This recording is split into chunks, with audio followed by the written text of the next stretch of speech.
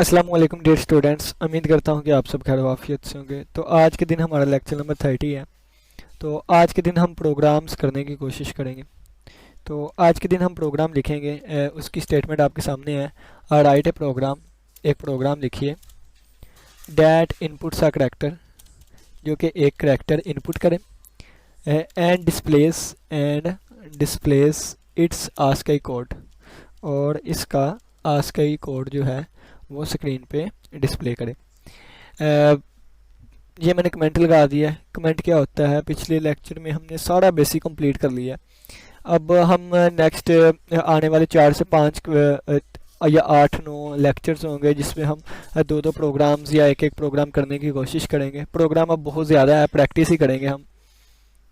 तो जो भी चीज़ें हम यहाँ पे डिस्कस करेंगे वो सारी पहले मैंने आपको थियोरेटिकली डिटेल से बता दी हुई हैं, ठीक है। तो चलिए आइए हम स्टार्ट करते हैं। ये मैंने कमेंट लगा दिया। कमेंट क्या होते हैं, पिछले लेक्चर्स में हमने देखा था कि कमेंट में हम जो मर्जी लिख सकते हैं, कंपाइलर इनको इग्नोर कर देता है। ये हमें कोडिंग समझने में या चीज़ों को समझने में मदद फराहम करते हैं, ठीक है। तो यहाँ से हम स्टार्ट करते हैं।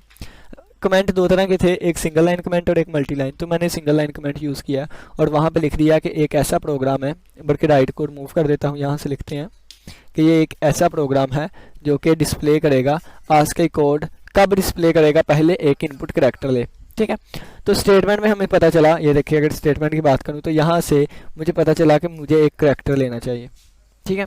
फिर अगर करैक्टर लेना है तो फिर उसको डिस्प्ले भी करवाना है, ठीक है। करैक्टर इनपुट के लिए मैं सी इन का यूज़ करूँगा, क्या होता है डिटेल से पढ़ा हुआ है।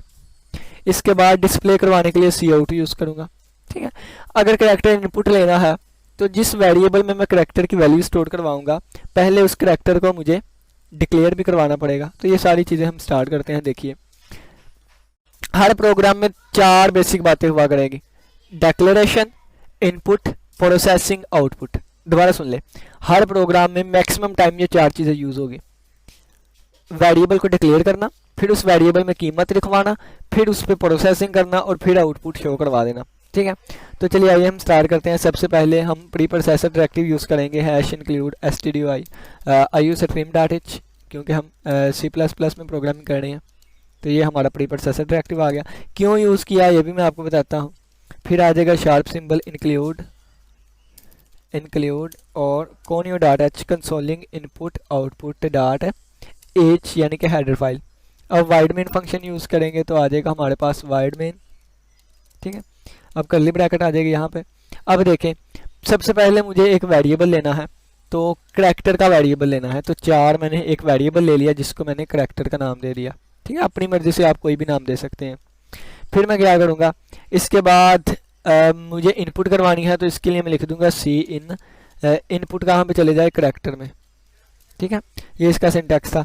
फिर क्या करवाऊंगा, फिर मैं एक और वेरिएबल लूंगा जिसे मैंने नंबर का नाम दे दिया, ठीक है।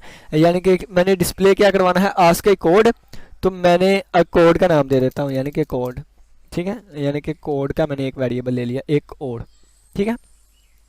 अब यहाँ पे क्यों हम लेते हैं, हम यहाँ पे ऊपर ही डिक्लेयर करवा लेते हैं। यानी कि देखें, हमने यहाँ पे एक और वेरिएबल डिक्लेयर करवा लिया, इंट कोड, ठीक है, इंट कोड। अब देखें, सबसे पहले मैंने करैक्टर इनपुट लिया।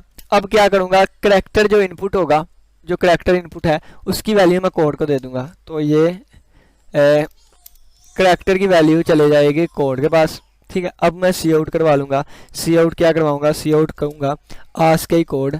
आस्की कोड किसका, ASCII code of character is, ठीक है। जो भी आस्की कोड होगा उस करैक्टर का क्या आ जाएगा, ये हमारे पास डबल कोटेशन और ये हमारे पास यहाँ तक ख़त्म हो गया।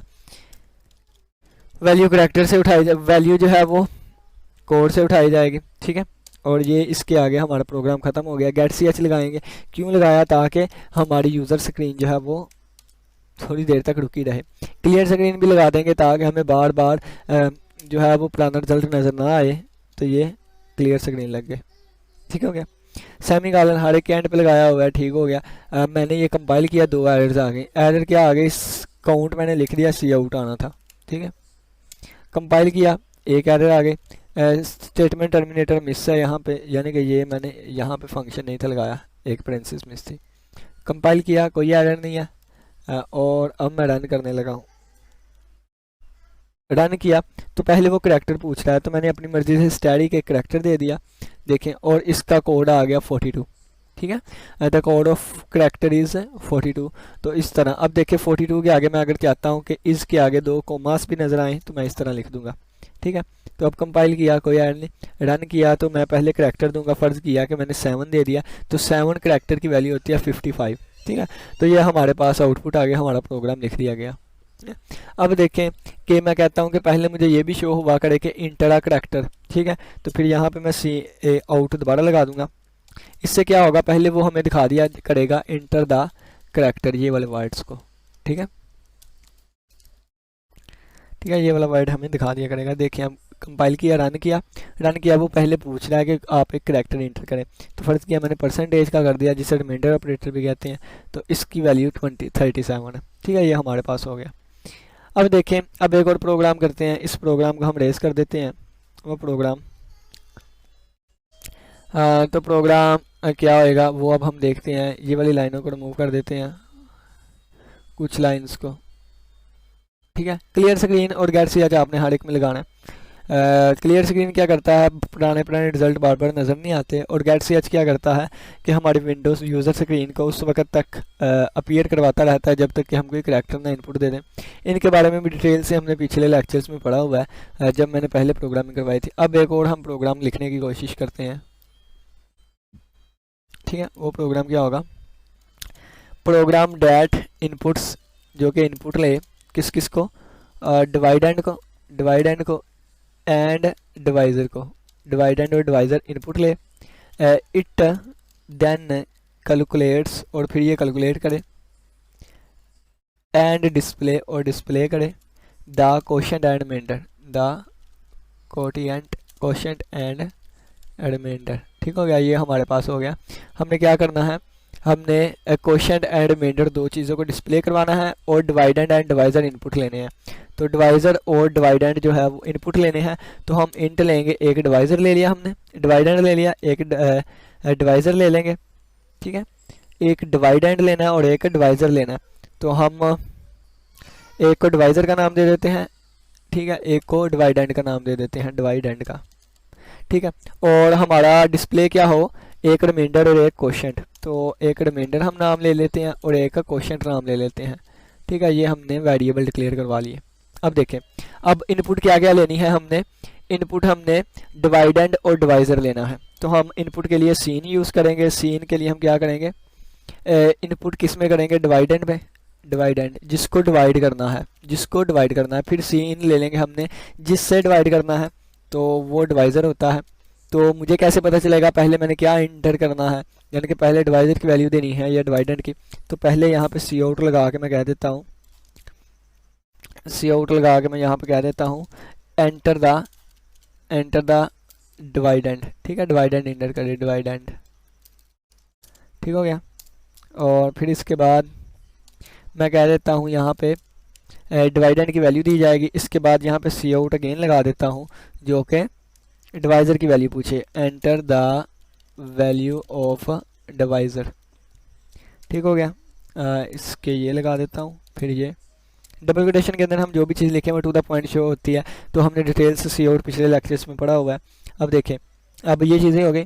अब क्वोशंट और रिमाइंडर हमने फाइंड करना है। तो रिमाइंडर का हमें फार्मूला आता है कि रिमाइंडर किसके इक्वल होता है, रिमाइंडर हमारे पास इक्वल होता है जो भी एक चीज़ डिवाइज़र में है, जो भी चीज़ जिसको हम डिवाइड करवा रहे हैं, डिवाइड एंड यानी कि जो भी चीज़ हम डिवाइड करवा रहे हैं उसका रिमाइंडर ले लो, किससे, डिवाइज़र से। ठीक है, ये हमने अरिथमेटिक ऑपरेटर्स में पढ़ा था रिमाइंडर क्या होता है। और यहाँ पे वैल्यू किसकी आएगी, यहाँ पे हम क्वोशंट की वैल्यू निकालेंगे, तो क्वोशिएंट की वैल्यू आएगी इक्वल टू, डिवाइडेंड को अंदर रखें और डिवाइज़र से डिवाइड करवा दें, और डिवाइडेड बाय डिवाइज़र से डिवाइड करवा दें, डिवाइज़र से। ठीक है, तो यहाँ पे स्पेलिंग गलत हो गए हैं, आपने स्पेलिंग नहीं गलत करने, जो ऊपर नाम के लिए यूज़ किए गए हैं वही आना चाहिए स्पेलिंग। ठीक है, अब सी आउट में इनकी वैल्यू शो करवा देंगे। तो सी आउट में क्या लिख दूंगा, सी आउट में आ जाएगा the value of quotient is, the value of remainder is, पहले क्वोशंट की लिख लेते हैं, the value is quotient is quotient की तो यहाँ पे क्वेश्चन की वैल्यू आएगी, क्वेश्चन की वैल्यू कहाँ से आएगी, ये क्वेश्चन से ही आएगी, ठीक है। तो यहाँ पे मैंने क्वेश्चन लिख दिया और फिर मैं किसकी वैल्यू शो करवाऊंगा, न्यू लाइन आनी चाहिए, तो न्यू लाइन के लिए मैंने स्केप सी कर लिया, ठीक है, बैकस्लैश n। तो बैकस्लैश n यहाँ पे आ जाएगा, बैकस्लैश n, ठीक है। और फिर मैं यहाँ पे लिखूंगा value of the value of remainder, remainder की वैल्यू क्या आएगी, तो ये भी मैं रिमाइंडर से निकालूंगा, द वैल्यू ऑफ रिमाइंडर, ठीक है।